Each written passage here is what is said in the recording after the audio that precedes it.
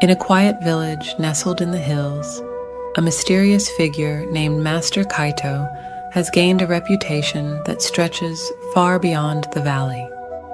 Known for his unshakable calm and timeless wisdom, he is revered by villagers and travelers alike as a beacon of peace.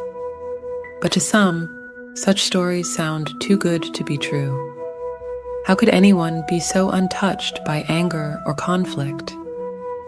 One skeptical visitor, hardened by life's challenges and deeply mistrusting of such tranquility, sets out to test Master Kaito's resolve, determined to expose any flaws in his seemingly serene facade.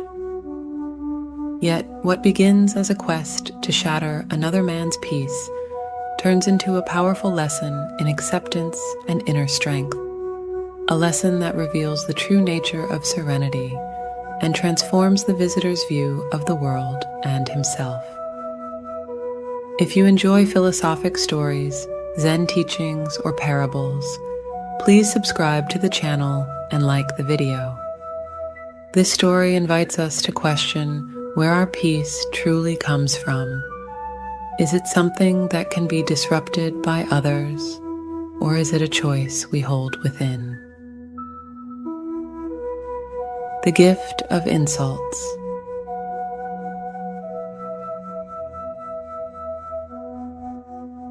I arrived in the village after a long, weary journey, my heart and mind brimming with skepticism. For days, I had traveled over hills, through forests, and across rivers, all the while nursing a simmering doubt over what I had heard about Master Kaito. People spoke of him as though he was untouchable, some enlightened being who moved through life untouched by frustration, unaffected by anger, and indifferent to conflict. It all seemed, to me, like a convenient tale, an idealized story that people shared when they had nothing real left to hold on to.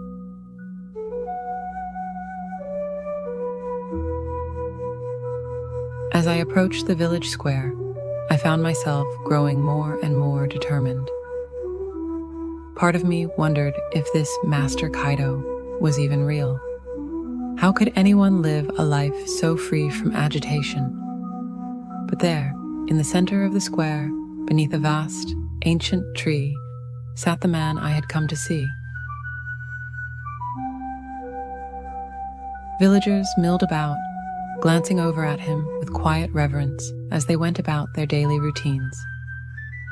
Some sat nearby, listening intently as he spoke, while others simply nodded to him as they passed. His mere presence seemed to bring a hush to the lively square, as though he were the eye of some invisible storm. As I walked toward him, he lifted his gaze, his eyes meeting mine with a warmth that startled me. He didn't look like the frail or hardened figure I had expected. He was just a man, a gentle-looking one, his face lined with kindness rather than age, his mouth curled slightly into a relaxed smile. The calmness in his eyes, however, unnerved me. It was as if he could see straight through me, through my doubts and bitterness, and still he remained unbothered. Without waiting for him to speak, I launched into the tirade I had carefully rehearsed on my journey here.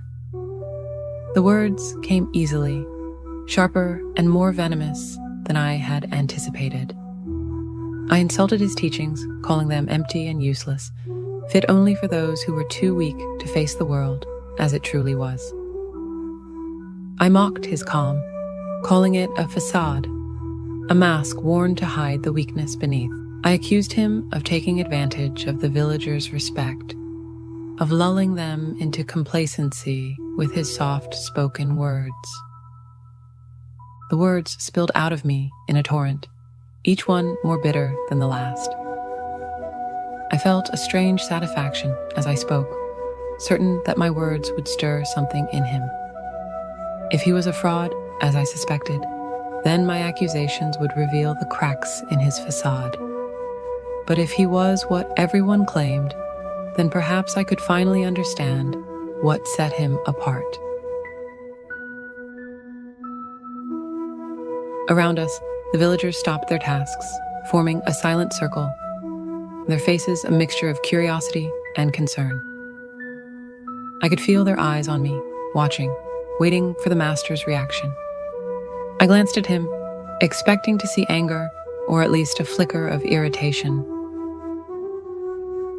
But he sat there, unchanging, his gaze steady, his lips still bearing that gentle smile. I intensified my insults, pushing harder, louder, throwing everything I had at him. My own anger began to build with each word, frustration swelling within me as I realized he wasn't responding the way I expected. My voice rose, filling the quiet square, my words now less measured and more raw. Yet, he simply listened, his expression as calm and warm as when I had first approached. Finally, I ran out of words.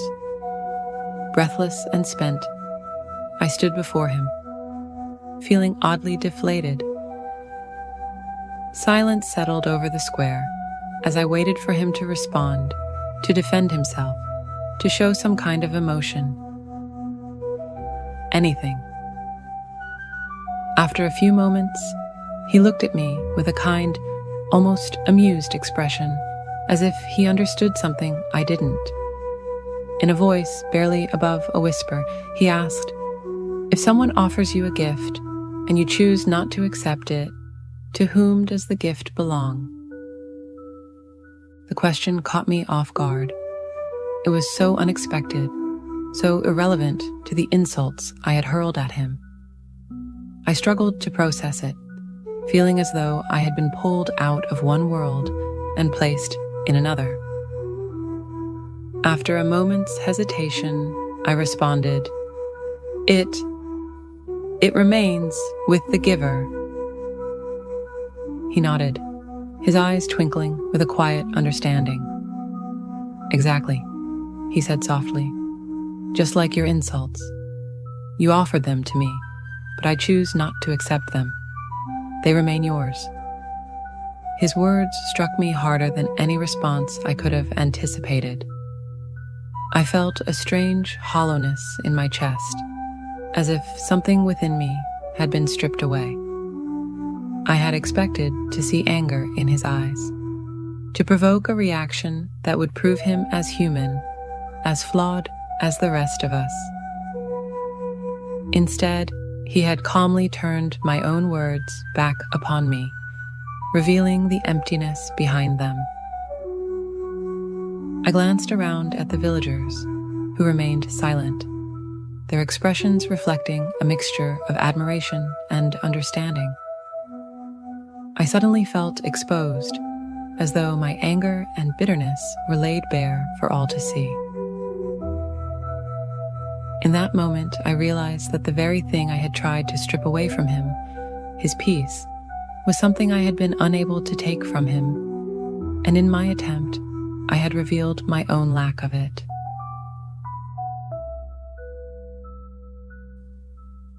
Master Kaito looked at me, his gaze gentle yet unwavering. "The world is filled with many challenges," he said softly.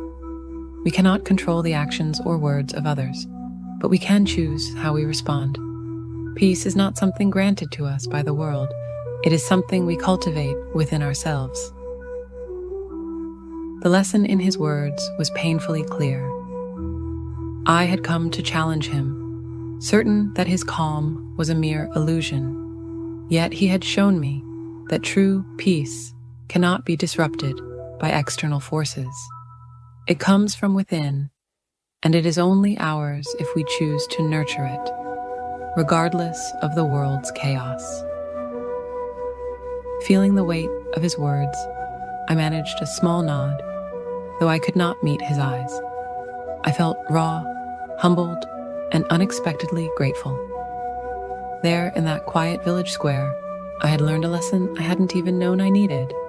A lesson in the power of acceptance, of choosing not to accept the negativity others offer.